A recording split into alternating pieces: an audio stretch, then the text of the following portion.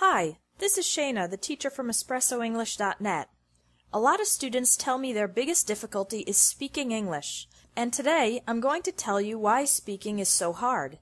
It's actually a combination of 4 different difficulties, and I'm going to give you specific tips for improving each area. English speaking difficulty number 1, listening. Remember that when you're having a conversation, you're only talking about 50% of the time. The other 50% is spent listening to the other person speak. If you don't understand what the other person is saying, it's difficult to reply. Here are 2 simple solutions to this problem. First, practice some listening every day.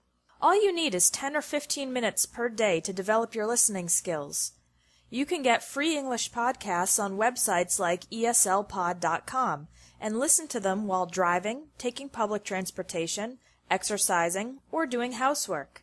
Next, memorize these phrases that you can use in conversation when you don't understand something. I beg your pardon? I'm sorry, I didn't understand that. Could you repeat that, please? Could you say that again, please? English speaking difficulty number 2, vocabulary. Sometimes when you're speaking English, you have a sentence in mind, but you're missing 2 or 3 important vocabulary words, and then it becomes difficult to say what you're thinking.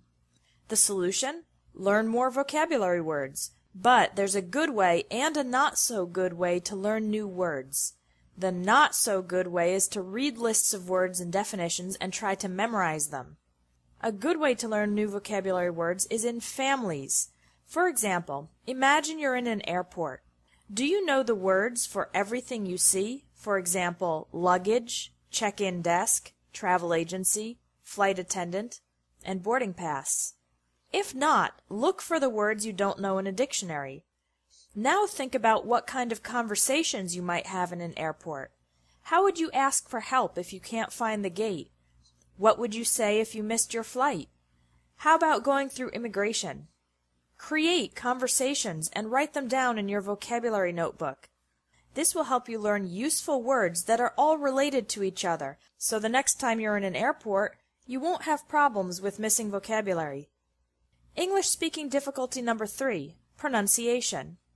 English words can be difficult to pronounce, and when speaking English, you have to consider not only the pronunciation of the individual words, but also the connection between the words in the sentence. There's also the rhythm and intonation of the sentence to consider, and sometimes your mouth gets confused. There are 2 things that can help you improve your English pronunciation. One way is to take a pronunciation course, like the one on this site.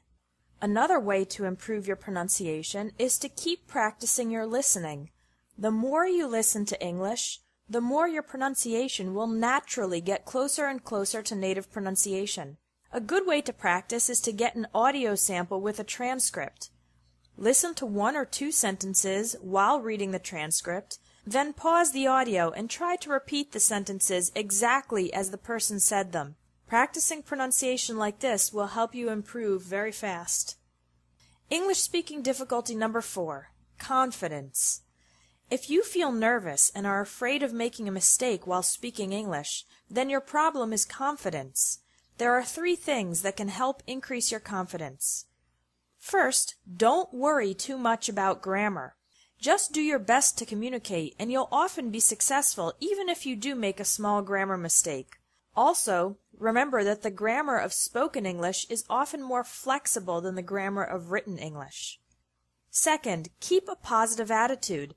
Think of yourself as an English speaker, because you are, and focus on celebrating what you know, not being frustrated about what you don't know.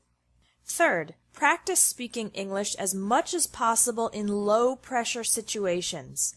Here are 2 examples of low-pressure situations. Talk to yourself. It might feel ridiculous, but it really helps. Another example is to talk to your teacher and your friends in English class. If you make a mistake, they can correct you. It's extremely important to practice speaking in low-pressure situations as much as possible to build your confidence so that you will be comfortable speaking English in a more high-pressure situation like a teleconference, presentation, or job interview. So what's your biggest difficulty with English speaking? Is it listening, vocabulary, pronunciation, or confidence? Leave a comment with your answer. If you like this video, please share.